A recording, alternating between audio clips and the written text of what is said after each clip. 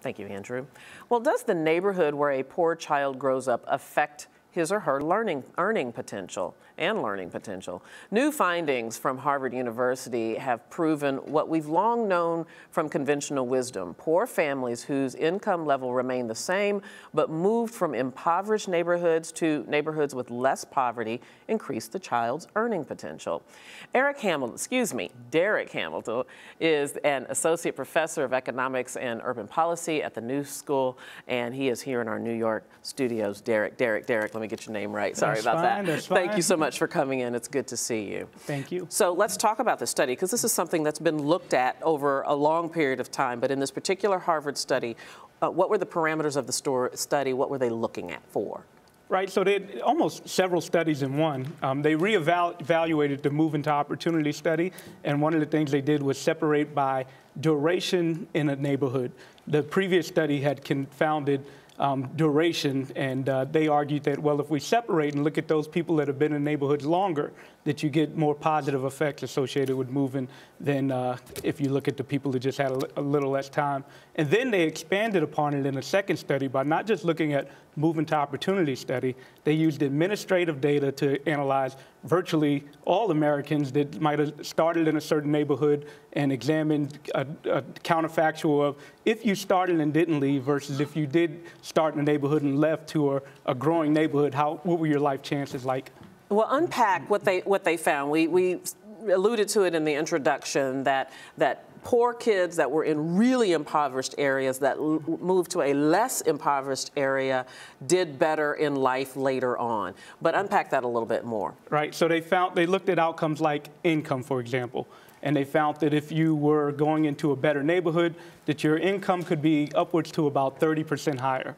Now, one caveat we should mention is that when you're starting at a low base to begin with, a 30% raise is still low, but it's higher than, it's not to trivialize it, it's still significantly higher than if you didn't have that 30% increase. Right, point well taken. Let me ask you, did it matter in terms of the results of this study at what age the child was moved from the really impoverished environment to the less impoverished environment? Right, so when they reevaluated the Moving Opportunity study, I think they separated it into two broad categories, under the age of 13 and 13 and over. So those were, right, so I don't think they pinpointed the exact, their particular age per se, but younger versus older. And tell me what factors are at play in these situations? Right, so in some ways, I'm a little critical of these type of studies because they can be misleading. There's no question that things like quality of school matter, all sorts of neighborhood quality things could matter, but underneath it all, it's really about resources. What's driving this is wealth, and in some ways, neighborhoods could be a distraction. It can lead us to think about all types of other potential explanations that aren't really driving this. If we had better resource communities, if we didn't have this growing inequality and using wealth as the primary determinant of one's life chances, frankly, you can buy a neighborhood if you have wealth. I can choose the neighborhood that best suits me.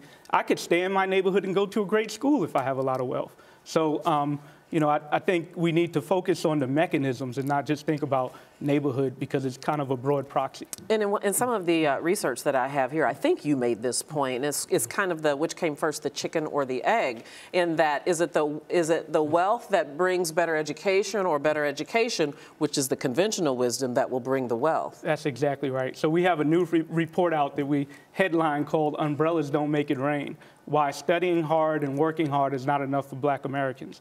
And basically what we're saying, conventionally, we think of, you get a good job, you get a good education, graduate from college, you're fine. Well, that's not so true if we look at wealth. We know that Black head of households, their family wealth is $10,000 less, or only two-thirds the value of comparable white families who dropped out of high school.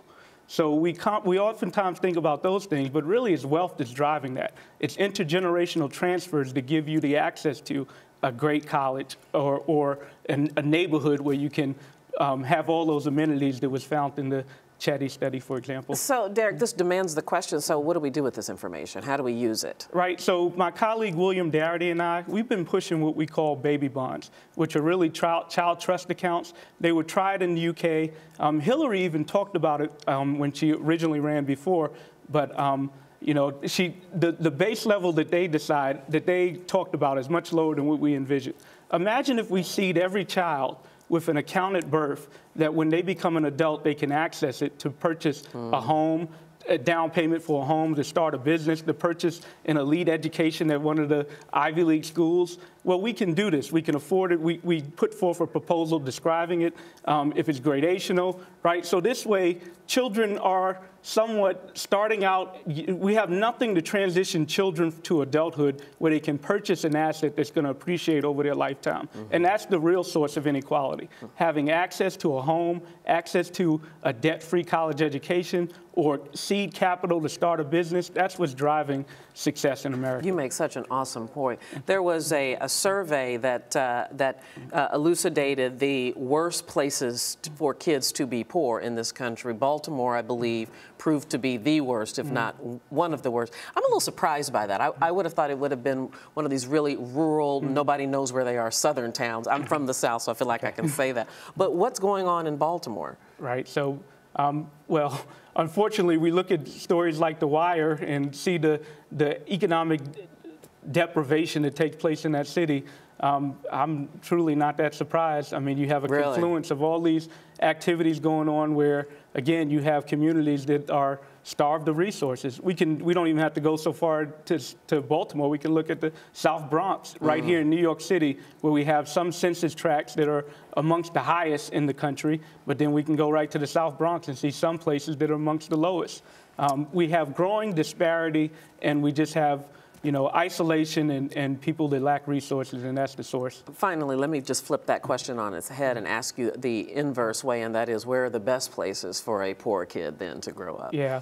Again, unfortunately, I'm going to pivot and say it's not so much about neighborhood, the way, even though the study predicts it or whatever, again, underneath it all is access to resources. There's nothing magical about putting a black child in we can look at schools that are integrated. Within integrated schools, you'll find deep segregation along curriculum. You'll find all the white students in the high-achieving classes and the black students segregated in the low-achieving classes. If you have access, if you put communities together, but they're faced with hostility, you'll still end up with the same results. And you've opened up a whole other topic that we'll have to do the next time, and that is the virtues of integration. And did it fulfill its promise? Yeah. Many people would say no. All right, we'll have to leave it right there. It was so great to talk to you, Darrick Hamilton. Appreciate it. I enjoyed it. The National Football League is announcing findings from its probe of the New England Patriots. You may remember that the referees discovered that the team used deflated footballs during its AFC title game last January. Quarterback Tom Brady was at least generally aware of the violation. This is according to the report, and it's more probable than not that the locker room attendant and equipment assistant deliberately released air from the footballs, but there's no evidence that Coach Bill Belichick or team management knew. And you're watching Arise America.